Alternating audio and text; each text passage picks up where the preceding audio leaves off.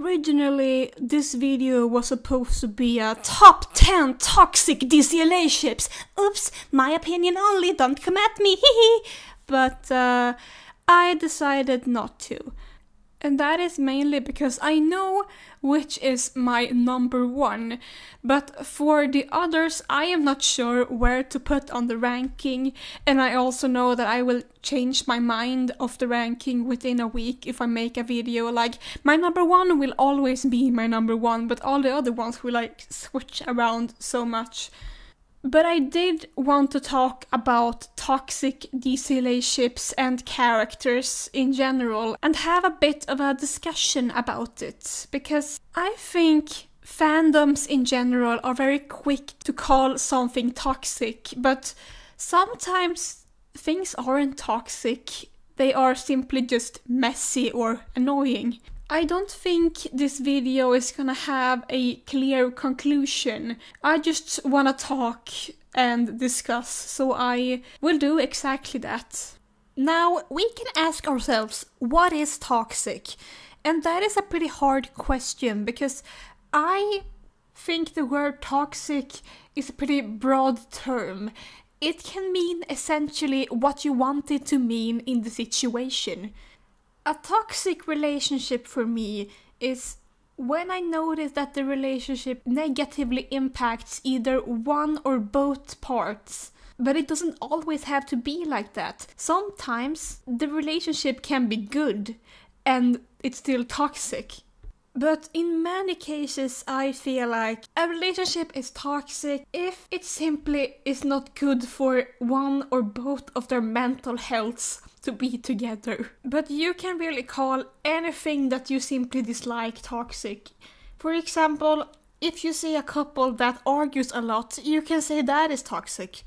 And I am gonna include one couple that argues basically every scene they're in and call them toxic.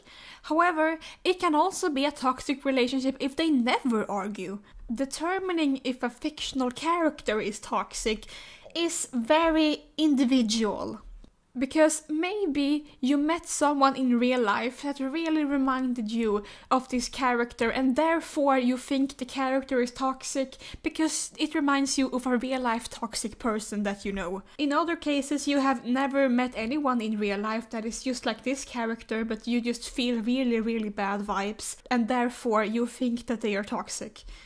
Very often, if you dislike a character, you may call them toxic for pretty petty reasons just because you don't like them. Same thing with a ship. And it is very easy to fall into this trap, and I think in this video I may have made that mistake sometimes. Because sometimes it is hard to know, is this toxic or am I just the one not liking it? A toxic couple does not automatically mean that one or both parts are bad people.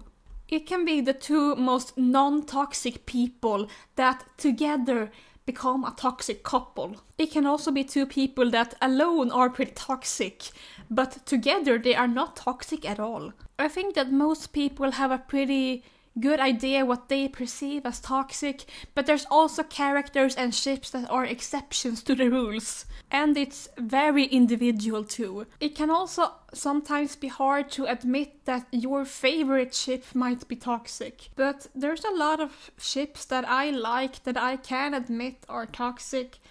But there's also some ships that I do like that I want to say that I don't think are toxic. And by that, it's time for me to rip the band-aid off and tell you something.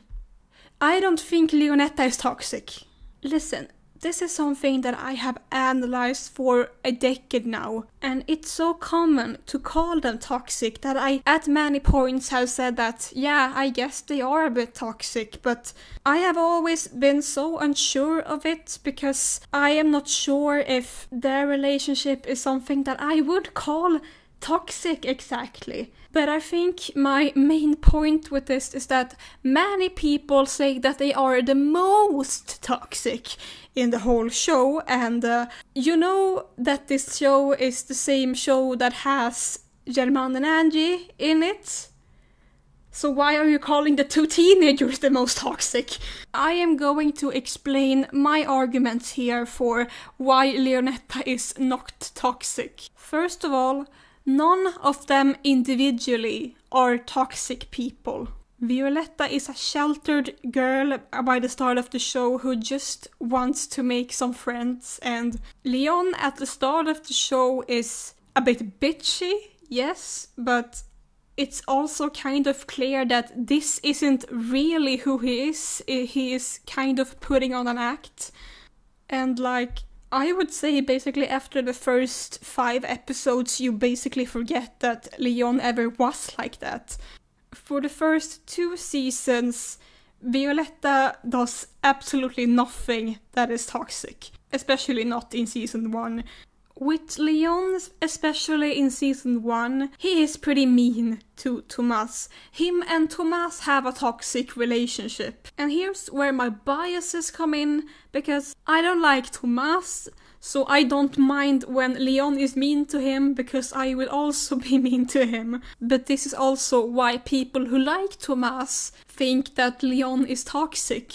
But besides Tomas, Leon gets along with pretty much everyone, so even if you could call him toxic just because of the way he treats Tomas, it is only in 1 season. And with Leonetta's scenes specifically, a majority of their scenes are pretty good. And when they do argue, it is mostly caused by other people, and I would say the same argument for season 2.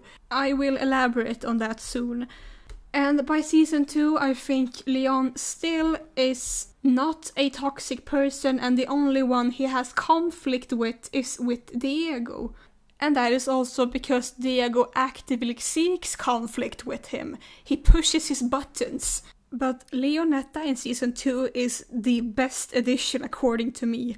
The only real wrong thing Leon did in this season was breaking up with Violetta after Diego kissed her without her consent on stage. And even if that frustrates me a lot, everyone blamed Violetta for that situation, and frankly, I am less mad at Leon and more mad at German in that situation actually. I'm also mad at Diego, obviously, because he was the one that kissed her without her consent. And I can also understand that when a guy has kept inserting himself everywhere, trying to hit on your girlfriend, I get that it's a limit when you can't handle it anymore. We should also again get reminded that Violetta and Leon are not adults, they are teenagers. It would have been different if they were 10 years older, because then they would be expected to handle the situation better, but they are literally 17, 18 years old. And it's made so abundantly clear both in season 1 and season 2 how good Leon makes Violetta feel. He is the one she calls when she feels sad. He is the one that calms her down. He is the one she shares dreams with. And frankly, the only quote-unquote toxic thing about Leonetta would be the first half of season 3. And then again, it's only one half, because the other half of season 3 has them back on track again. And I don't think we should call them toxic just because one bad half of a season.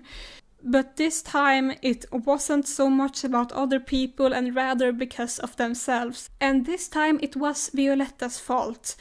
Leon practically didn't do much of anything, and it was mainly because Violetta was so out of character for the first half of season 3 for no reason. But my personal theory about this is that Leon has been the one consistent good thing about Violetta's chaotic life, because she has had really hectic years with everything going on at home and the whole drama with Diego last season.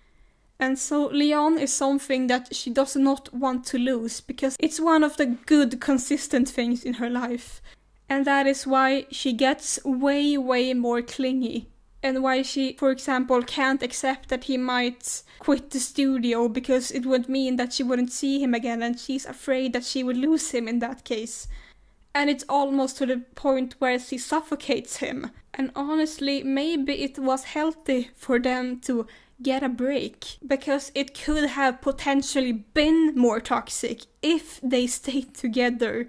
However, I can't absolutely not explain what went on during the Roxy plot, and I just want to say that, yeah, that is one thing that I could give as evidence to why they would be toxic.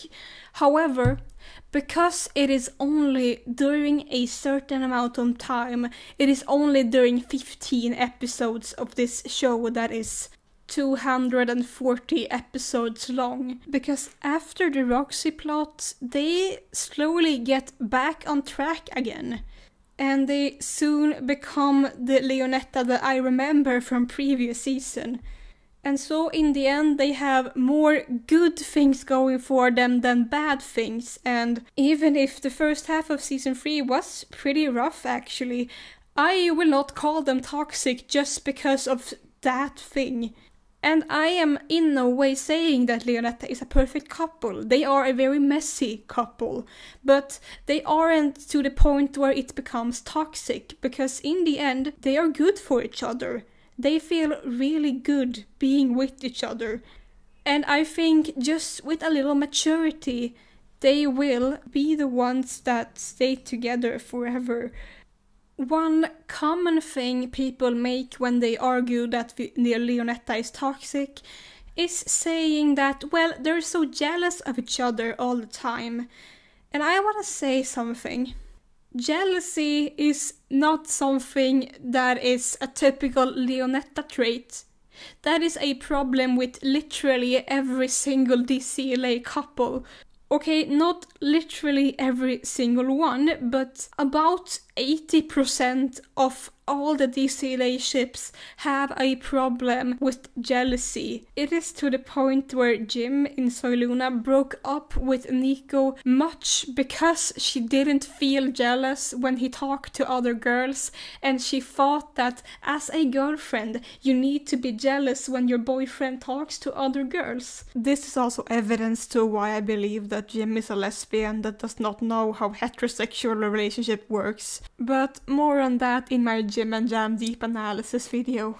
And the jealousy thing is not even just a problem in Dcla shows, it's a problem in media in general. There is so many shows and movies I have seen where someone just talks to the opposite gender and their partner like, why did you talk to her? Why did you talk to him? Like, jealousy is, it's a trope to create drama, and if we would call every single couple that has jealousy issues toxic, then basically 90% of all the ships would be toxic. I also mentioned briefly before that much of Leonetta's problem stems from other people. I would say that they themselves are not toxic for each other. They are not a toxic relationship, and they are definitely not the most toxic relationship, but they surround themselves with toxic people. Tomas, I would say, was a toxic person, and I will talk a bit about him later. Diego definitely was toxic for them, but Diego is a curious case that we will discuss later. Lara was not toxic. Lara was a pretty mature character, actually. I miss Lara a lot. Lara gets a skip. She's fine. We could make an argument that Leon was toxic to Lara when they dated. I am not sure if I want to say he was toxic to her either, although I think Leon was messy with her. Clement was not toxic. The only toxic Clement really did was pretending to be poor when he is a millionaire and like take away a scholarship from someone else who actually needed it. But he himself is not toxic, and he is also very respectful when Violetta friendzones him. Like, he gets over her pretty quickly and like moves on and starts to woo Jerry. Jerry, however, is a toxic person, and I think everyone should stay away from her. Like, not even Clement deserves her. I also think it was a little bad that Leon got so jealous over Clement, but I also think that he has PTSD from Diego, so he like very quickly put his guard up, even if it was not much of a threat. We will talk about Tomas next. There is a question we need to answer. Is Tomas toxic or is he just annoying? Tomas started the show as sort of a nice and shy guy that just wants to play on his guitar. And like, to his friends, he is not toxic. But with his relationships, he is very much toxic, according to me. For some reason, 3 different girls are in love with him, and he kind of like puts them against each other just for himself. He especially plays with Francesca's feelings and eventually only dating her just because he wanted to make Violetta jealous. It's also when he learned that Violetta had kissed Leon, and his immediate reaction is, "The kiss you gave Leon was my kiss." That moment made 11-year-old me lose all respect for Tomas forever. The only good thing Tomas did was making Violetta and Francesca closer to each other. So you did one thing right, Tomas. Now, Diego is a much more interesting character because he is toxic and simultaneously not toxic to whoever he is talking to. Like, seeing Diego's relationship with Marco, they have the best bromance in the whole show. There is nothing negative about their relationship at all. And his relationship with Ludmilla is pretty complicated because they are childhood friends, so they know exactly how to push each other's buttons. But it's also clear that none of them are good for each other because they are known troublemakers together. They are known partners in crime. But at the same time, I think that no one understands Ludmilla like Diego does, and no one understands Diego like Ludmilla does. So in one aspect, they could be toxic because they do some pretty horrible things together, but they are also good for each other because I think that without each other they would be so much more miserable. Now, Diego's relationship with Violetta. In a way, it was fake from the beginning because he was only pretending to be interested in her just because of his plan with Ludmilla. But he gradually did actually fall in love with her. However, that does not excuse his behavior towards her. He keeps inserting himself everywhere. He never leaves Violetta alone. It feels like he is stalking her 24/7. And to then kiss her without her consent in front of a live stream, making her whole life get ruined. He swoops in when she is at her lowest point and manages to get closer to her because she just wants someone to cling on to after her whole life falls apart. And in a weird way, you can almost forget how he used to be in the first episodes, because then you see them bake pizza together, you see them kiss at the show, and that kiss is consensual and actually pretty sweet, so you almost forget how their first kiss went. And you see them have sweet video calls together, you see them sing each other's songs, but you also know that it's just an illusion. No matter how happy Violetta is right now, soon she's gonna get her heart broken, because that is part of the plan.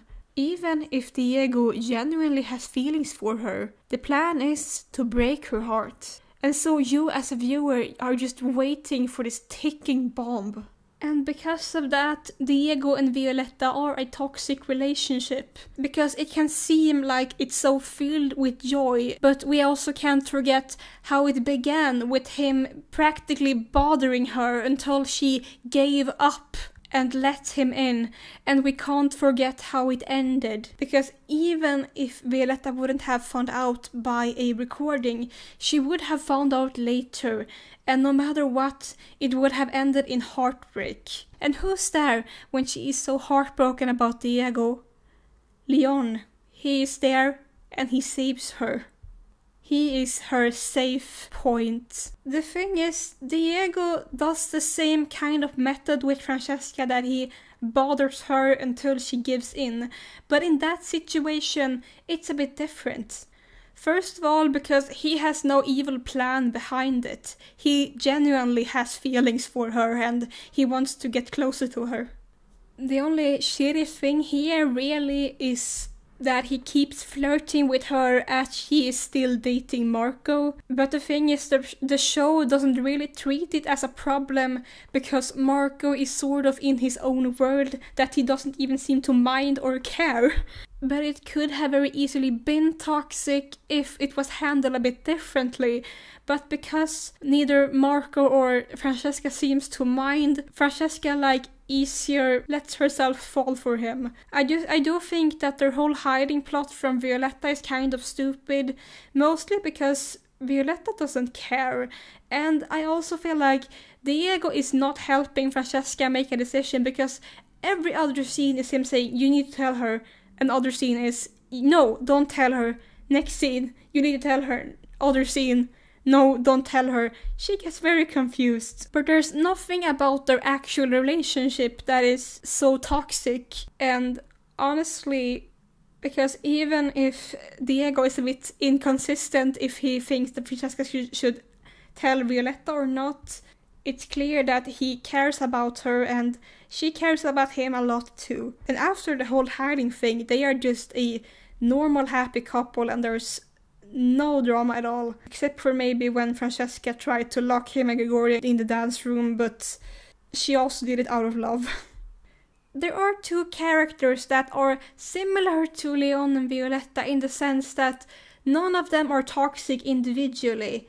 But I think that they really are toxic together, and that is Camila and Broadway.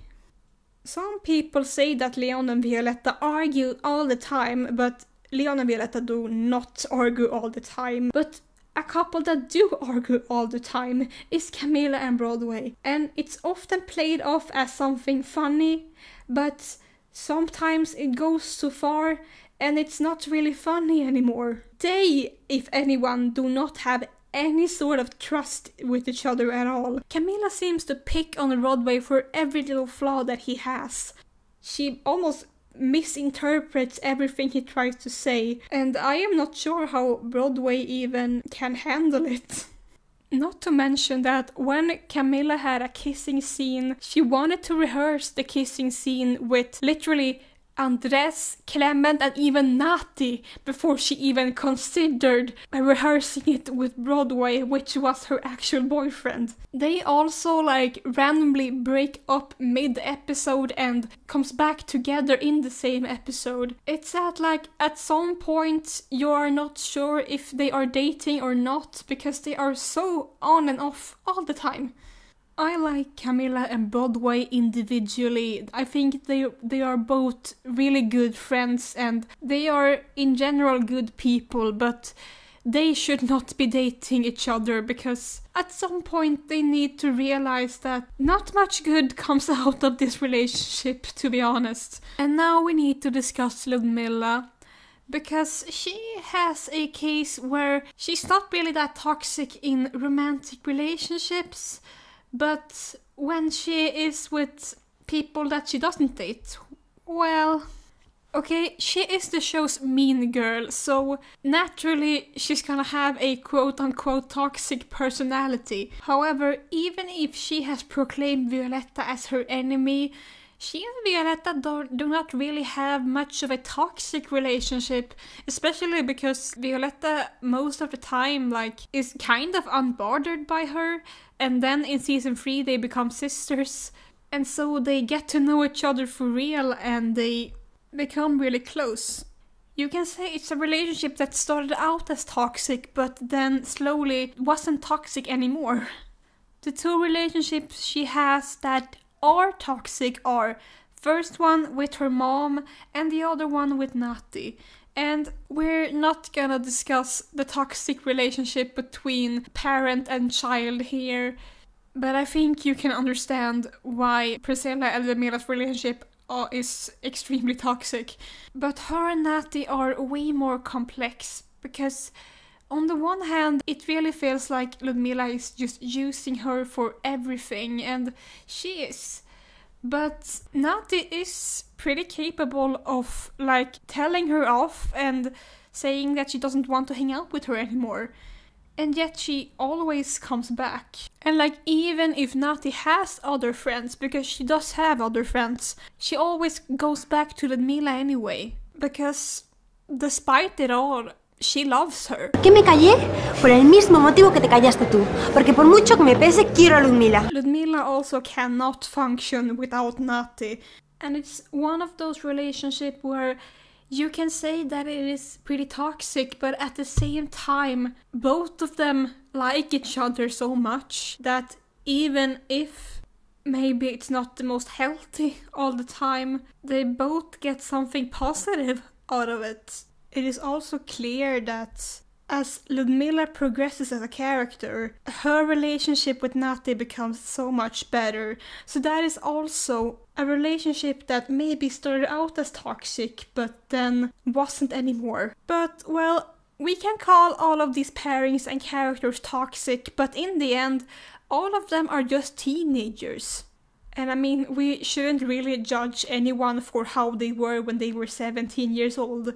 But there is a pairing that is truly toxic. And I would argue is the most toxic relationship in the whole show and possibly in all of Dcla. We're talking about German and Angie. Now, Angie is not a toxic person at all. In fact, she is the furthest from toxic you can come. But German may be one of the most toxic characters in the whole show. The thing is, he is not outright an evil character. He is a good guy in a lot of cases. But the thing is, you can be a good guy and still be toxic. I understand that a lot of his behavior are due to grief. And I am not blaming him for that, but by shutting everyone out and refusing to have any contact with his wife's family when they so clearly want to help him out really does not make the situation good at all. Especially for Violetta, because she grows up thinking that she has no relatives whatsoever because he refuses to talk to her about her mom and he travels with her everywhere in the world and he thinks more about himself than about his daughter. And we can see already in the first episode how that has affected Violetta. His overprotectiveness has no excuse. And the worst part is that every single other character is telling him over and over again to not do this.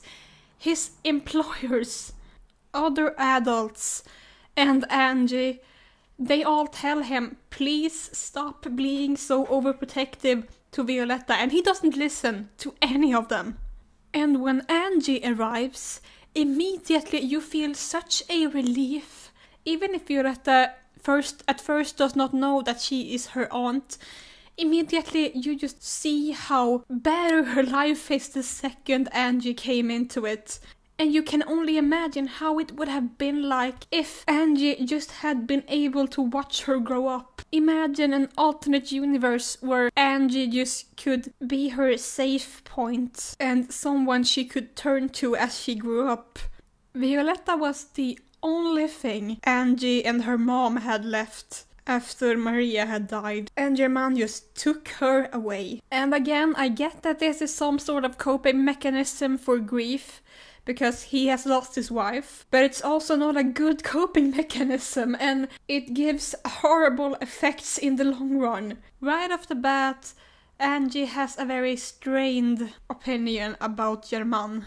And consider her history with him, I do not like that she falls in love with him. And I also do not like how he keeps flirting with her when he is in other relationships, which he does a lot. Because, yeah, German is not only a really bad father to Violetta and really toxic with Angie, he's also not a good spouse to Jade, and not so much to Esmeralda either. I mean, with Esmeralda it's a bit complicated because she just pretended to be in love with him because of a plan. And also Jade is not the sanest person either, but when they were together, German was worse to her than what she was to him, honestly. And I guess that in some way the least toxic relationship he had was with Priscilla, because they had genuine feelings for each other. It just so happens that Priscilla is mentally unstable and capable of murdering teenagers, so yeah, I don't know. I guess German is better by the time season 3 comes around. I mean, I do like how he is with Ludmilla, but I also feel like he's a good dad to everyone that is not his own daughter. And season 2, the Jeremias plot gets me so mad. And after Angie finds out, she just packs her things and leaves to France, which is probably the best decision she ever made. And I think she should have stayed in France, honestly. But she came back in season 3, and it was almost like she forgot everything that happened, and suddenly she and German are getting closer and closer again. He also tries to kiss her while he is in a married relationship with Priscilla, so what the fuck? In the last episodes of season 3, German and Angie are not together, and in fact they spend most scenes they have together arguing, and yet German proposes to her at the end of the last episode and she says yes. What the fuck? This marriage is not gonna end well, and at some point I need to make a video where I explain exactly how I would have wanted the show to end. German has hurt Angie so much that she definitely do not deserve him at all. This was a really bad ending for Angie. And besides that, it's also really weird when it is your aunt and your dad getting married. I always have thought that this was so weird. Also, there is an age gap between them, and an age gap does not automatically mean it's a toxic relationship. I understand that, but German did not recognize Angie when he first saw her in season 1, and it seems to have been quite an age gap between Angie and Maria, which means the last time German saw Angie, she was possibly still a child, or a teenager at least. My headcanon is that Angie was around 15-16 when Violetta was born, and maybe German still pictures a young teenage girl. Also, Ramayo talks about how he met Angie when she was only a child, which probably means that German also saw Angie when she was only a child. And I think it's a little weird to start dating someone that you saw as a child when you yourself were an adult. Because it's one thing if both of you were children and around the same age and then you started dating, but when you yourself were much older and you knew someone when they were a child, it is pretty weird to start dating. So yeah, in the end, talking about the most toxic ship in Dcla and probably all of Disney Channel, it's German and Angie. Now let's go over to Sogluna and talk about some pairings and some characters over there. We can start right away with Ambar. Is Ambar a toxic person? Yes.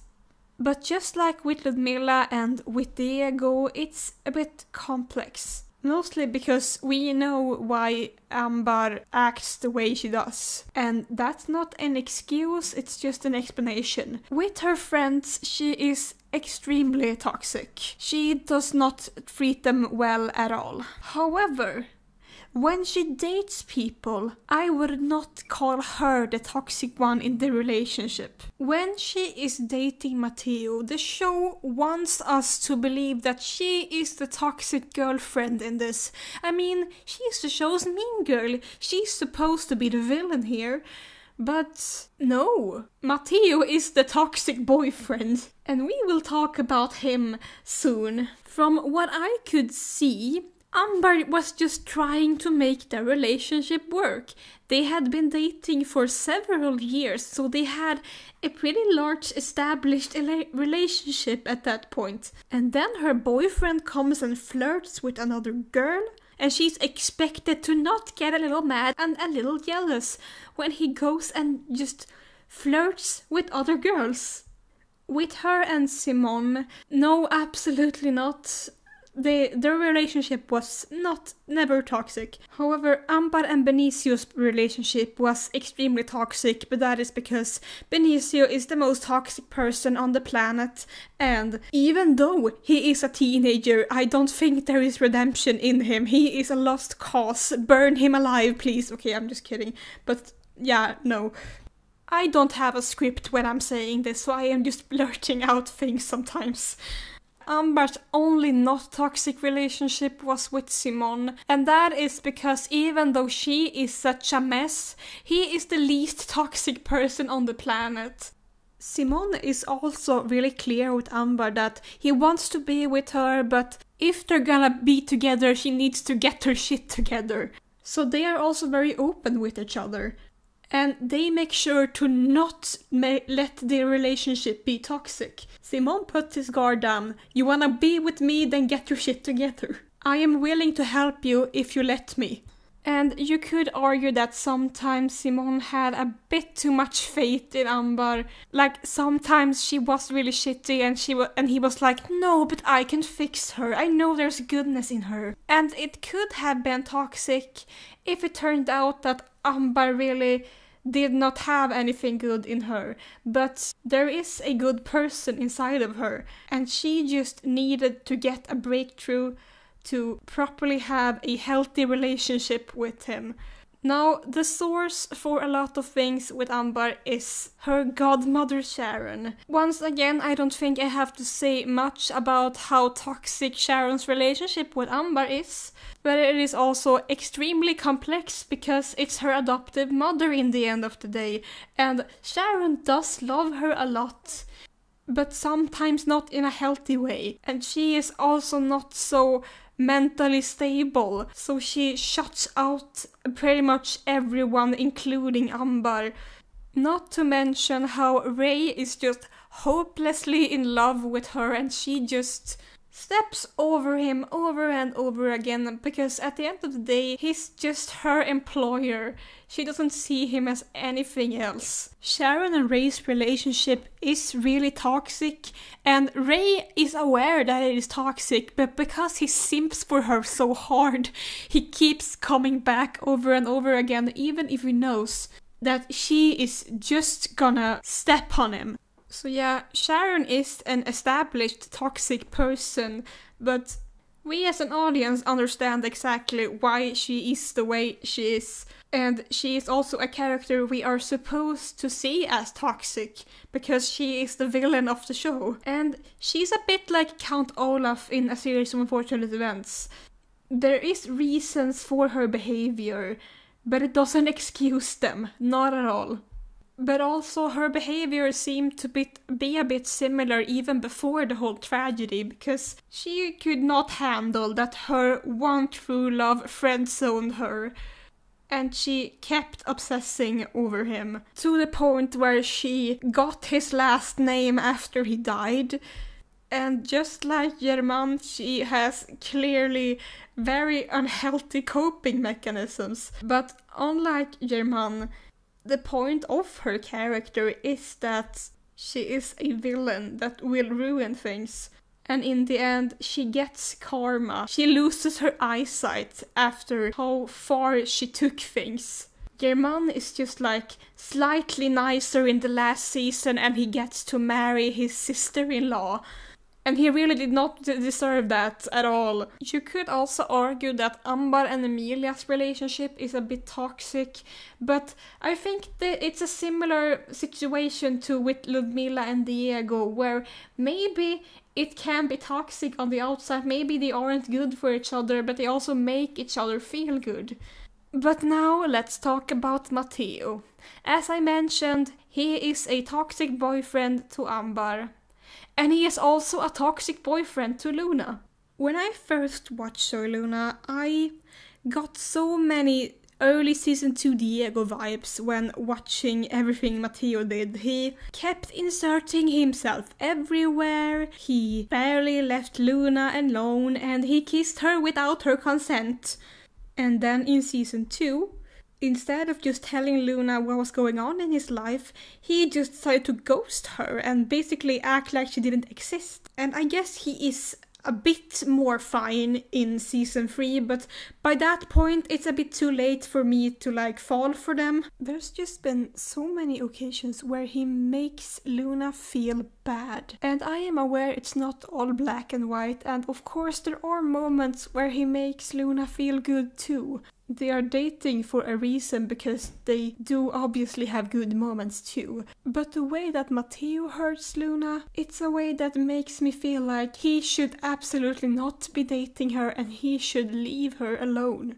And this is not to say that Matteo is all in all a toxic person, because when he is with other guys, he is fine. He's a good dude. It's just with women that he sucks. I think that with Amber and Luna, he should just keep himself at least in a 50-meter radar. I was about to say a 50-feet radar because I have been influenced by the internet being so Americanized, but I am a European and I will use the metric system. It would be pretty funny though if I said 50 feet and it was like literal feet. In Luna's case, she would like draw a bunch of feet and like throw them, like put them out in papers and be like, yeah, this is how many feet you should be between you and me. And Amber would probably chop up real people's feet and throw them at him.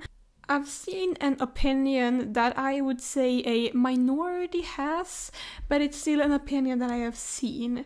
And that is that Luna and Simon are toxic.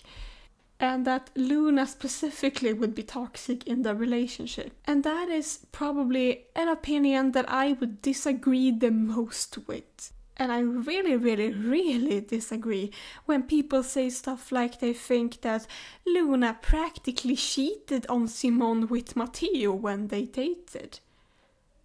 I'm sorry, what? In my eyes, Luna was not really ready for a romantic relationship with anyone, but she loves Simon more than anyone else in the world, and she had during the course of the season really questioned her feelings for him, so she agreed to give it a go. Matteo kept inserting himself practically everywhere. Sometimes he didn't even let Luna go away because he so badly needed to talk to her all the time. And it's also like weird by her to just like ignore him, because at the time she wasn't like mad at him or anything, and it would be pretty rude to like not talk to him. Listen, I really don't like Matteo in season 1. I do think that he does grow every season, but I got such a bad first impression of him due to everything in season 1 that like, yeah. Dating didn't work out for Simon and Luna, because Simon could tell that she wasn't as into it as he was, and because he loved her so much, he decided that they should break up. It is possible that the relationship could have been toxic if they continued to date, but they broke up, and they continued to be the best friends in the whole wide world. And I'd argue that their relationship was even stronger after this. There's not many relationships that can go from being best friends to dating and then going back to just being best friends again. And that just shows how strong their relationship is. I'd also argue that it was good for Simon and Luna to date because it eventually led to Simon and Amber. Lumon needed to happen for Simbar to happen. That's it.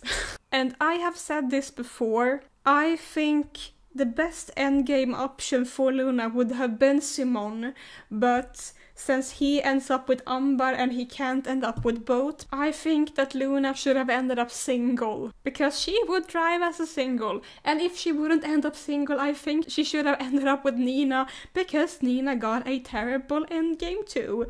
So let's talk about Eric. Is Eric a toxic person? Eric reminds me a bit of Thomas, but more lame.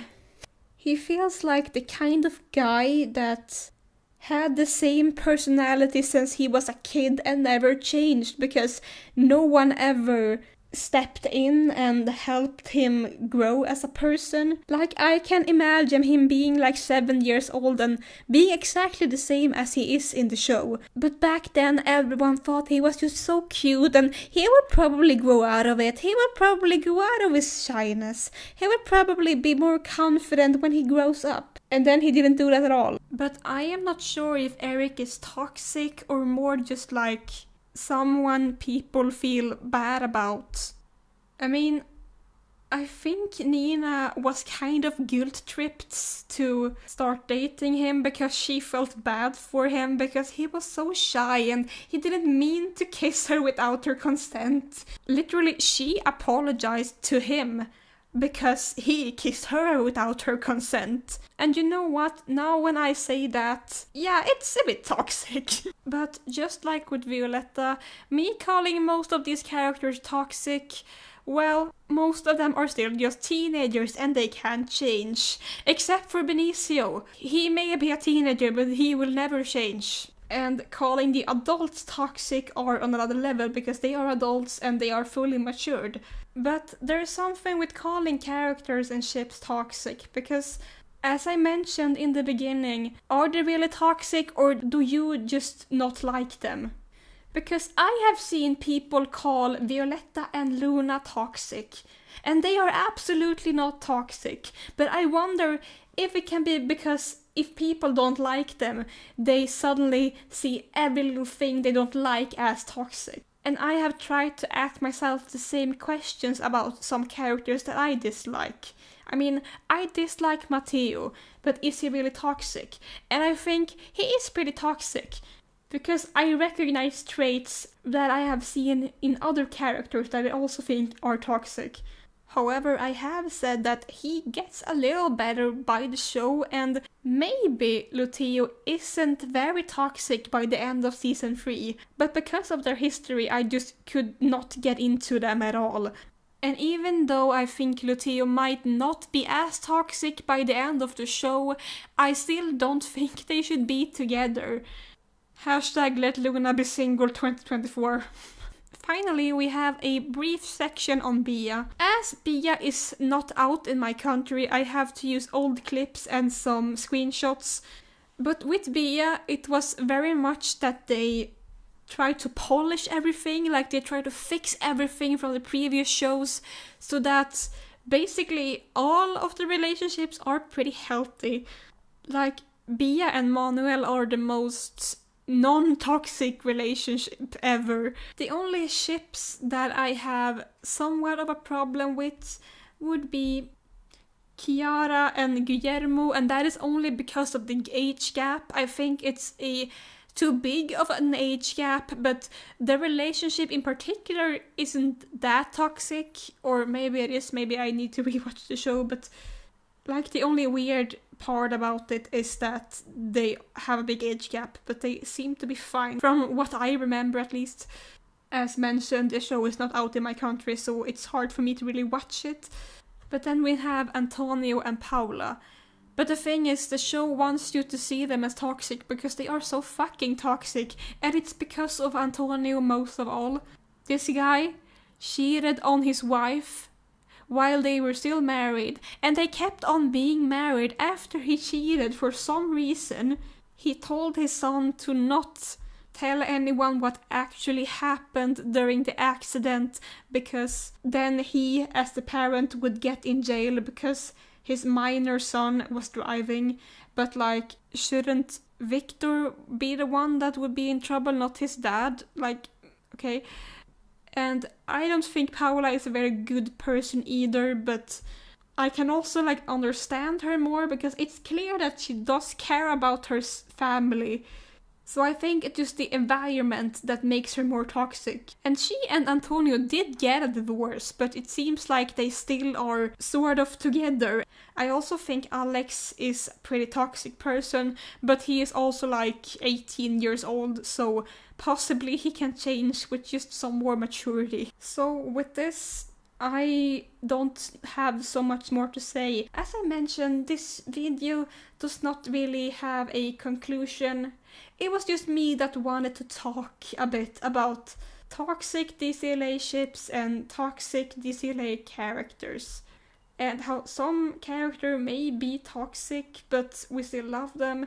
Sometimes maybe they aren't as toxic, but you just feel like that because you don't like them as a character. And so because they did some things that were a bit toxic, you decide that they are toxic all the time, even if they might get better later. Like, I may be harsh on Matteo sometimes because I think that because the way he was in both season 1 and season 2 makes me have a hard time to really appreciate him in season 3, even if I can admit that he was a bit better there. I do think Matteo can become a not toxic person as he grows older also, so there is some light. As I mentioned, most of the teenagers that are toxic maybe with some maturity not be toxic anymore by the time they are adults. There's hope and there is light. Also, so many of the characters need therapy, because I think with some therapy they will stop being toxic too. I have said the word toxic so many times in this video that it almost doesn't feel like a real word anymore.